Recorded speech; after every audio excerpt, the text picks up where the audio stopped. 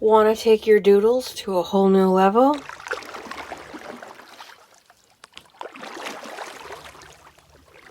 Hey, it's Care. Welcome to my take at the lake. Do you recognize this? Because you've seen it recently, if you've watched any of my videos recently. I'll give you a hint. Started off with this.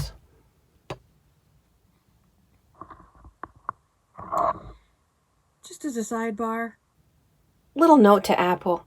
If everyone and their brother zooms in when they mean to zoom out, maybe you should switch it. Kind of like turning the hot water on every time you want a cold drink of water. If you do it every single time, maybe it's the faucets and not you. Just saying. I put this up on Canva to play around with it. And play around with it I did. So this was the watercolor book covers that I made and then decided I'm not going to use them for book covers. Yeah, that. I made them bigger.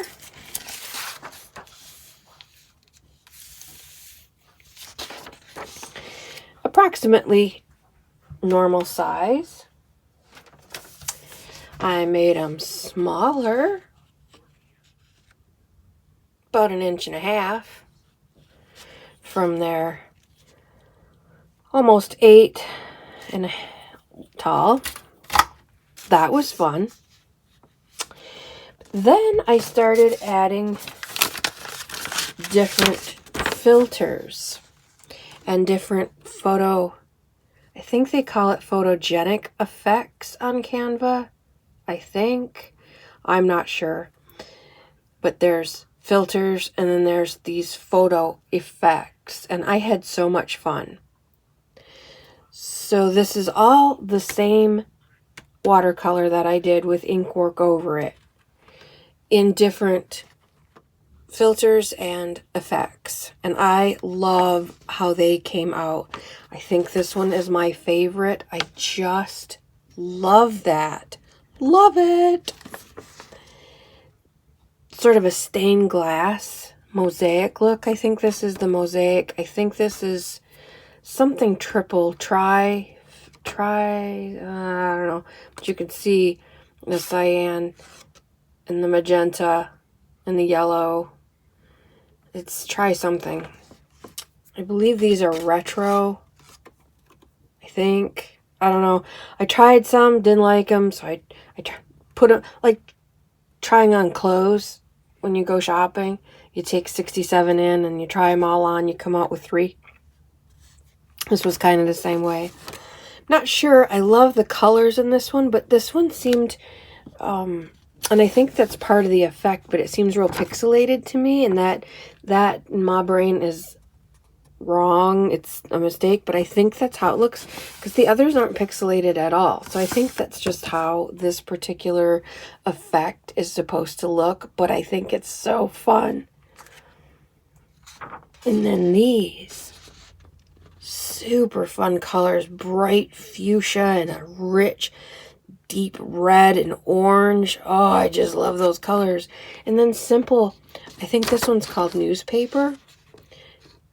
Just a variety of beautiful, rich gray tones and black. A little bit, quite a bit different than this. I love how this teal just sort of pops. And that's because it's got its complement orange behind it. And then a teal version. I just thought that was really cool too. So I could have, you know, I didn't have to ruin my original one to have all these fun things. So if you do a quick little watercolor or some watercolor doodles that you really kind of like, or maybe even if you don't like them, this might be a better way to sort of save them. If you don't, you know, if they don't make your heart sing, use your phone's camera rather than scanning it in, because your phone's camera is probably way better than your antiquated scanner on the printer. So take a good picture of it with your phone, upload it to Canva, and if you're working on a laptop or a desktop, all you have to do is drag it in and Canva will do the rest. And then hit edit photo and just start playing around. And who knows what kind of cool things it could lead to.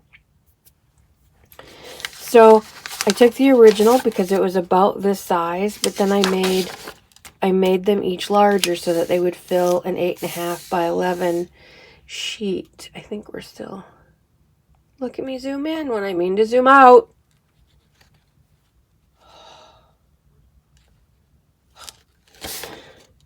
This is the original size. I made each one full size to fit an 8.5 by 11 sheet. And then I took them down about half their size or a quarter of their size to fit 4 sets on each page. And then I went to filtering and photo effecting. And then I shrunk them down even more because I like teeny little stuff. So as I said, they're kind of like, they're like giant postage stamps. They're a little bit bigger than a big postage stamp. But you could cut the tops off and you could cut them in half and make, or on your printer, scale it down a little bit. You know, this is at 100%, scale it down to 80% and you would have even teenier ones. You could cut all of these out and put them all together for a teeny tiny little journal. There's this one from a kit that I made, and all I did was scale it way down or put a certain number of pages per sheet. And then there's this one that I made out of my Variety Papers kit. It's even smaller, but you get the picture. All I did was cut them out, fold them in half, staple them.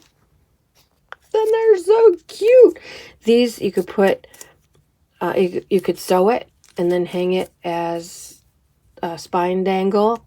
You know, these teeny tiny ones would make great junk journal jewelry. So you could do that with these. But of course I did teeny ones of all of them. These are much smaller than these. But look at that. Look how fun. They're so much fun.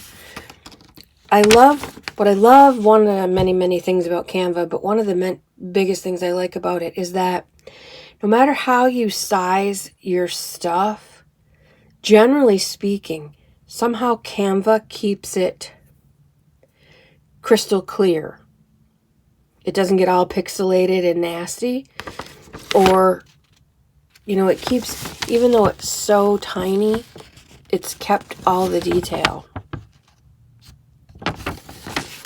And I credit Canva with that. I don't have that level of tech skill at all. So that's not me, that's Canva. But I put this up on my Etsy store because I thought maybe someone else would like to play with it too. I did get a lot of good feedback on this watercolor. Some people really quite like it. So now it's available for you if you want to use, you know, these little ones as index cards. This would make a great mini journal to tuck in. Just again, cut out each set, fold it in half, staple it, and now you've got a beautiful little tuck journal. They'd make, if you put them on manila folder or some kind of extra cardstock to make them a little hardier, they'd make great journaling cards. Put a few words to live by on here and done. You wouldn't have to embellish too much at all. And we know how big I am into easy. Easy. Isn't that just so cool? I'd like to see, I could do a whole journal just in that. I just love that photo effect. And it shows you before, you know, it lets you try it on before you buy. So you could try it on and go, no, I don't like that. No, I don't like that. Oh, I like that one. Hit apply. Boom, now it's yours. And you can undo it. Control Z, just like any place else. Super, super easy to play with. and enjoy. So you don't have to buy my kit, but you can if you wanna, because it's there. I posted it all up there for you to play with. These are super cool. These I thought were awesome until I saw these. These are way better. It's all part of the same kit though. So think of these as the freebies, and this is the kit you're buying.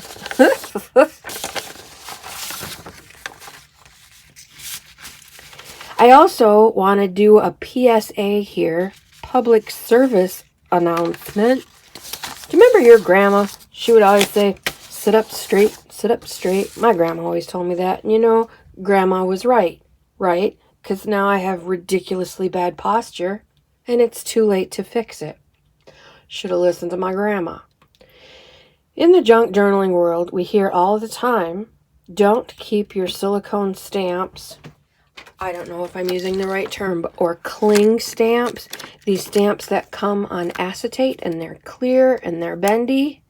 We hear all the time, don't keep them together because they'll melt together and become one big blob. I've heard it 1,000 times. And generally I don't. These are on my block. This is on acetate, so I make sure the acetate is between the stamps so that the stamps don't touch. Well, somewhere along the line, I got sloppy. And while I've heard people talk about this a lot, I've never seen anyone show it. So I'm going to show it to you. Can you see? Look at my fingers. There's nothing on my fingers. If I do this, do you see how oily they are? One more time, just in case you missed it. Nothing on my fingers. Oil, and now ink on my fingers. Apparently these are petroleum products of some sort, or I don't know the science, I don't know the chemistry, but two of my favorite stamps ended up touching each other, and there was some sort of chemical reaction. Can you see how warped this is? This should lay flat.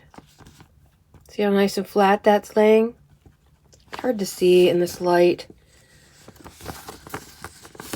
But right here, where they touched, is now melted. There's a big divot right here. Is it still usable? I think so. Will it still cling to a block? I'm not sure if it will.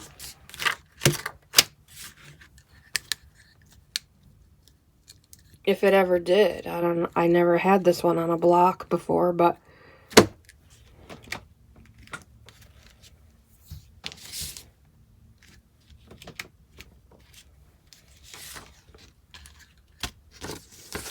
so the part with the bulge does still print. That's good. It does still make an impression. And it's clinging to the stamp, not well, or to the block, excuse me, not well, but it is clinging to the block, despite that. Of course, I'm looking at the wrong one. It's not this one, it's this one. And it's all right. It's okay. Can you see? I'm trying to get you to see, because it is, I can't believe how much it's distorted. This one, it looks like a piece of bacon. It has, and it's so greasy and oily and gross. It's like, and this part here now is really hard. It's like it's where they were touching drew all of the flexibility. It's almost like it's melted. Look at that. You see here? And how it almost looks like it's been exposed to heat, and it has not. It's just been in the drawer touching this one. So it's no joke. And in my brain, I guess I heard, don't store them that way for too long. Which I never do, because I always stack them. I never put mine that way. Well, clearly sometimes I do, and it takes no time at all. No time at all. Matter of days, few days, maybe a week since last I had these two out.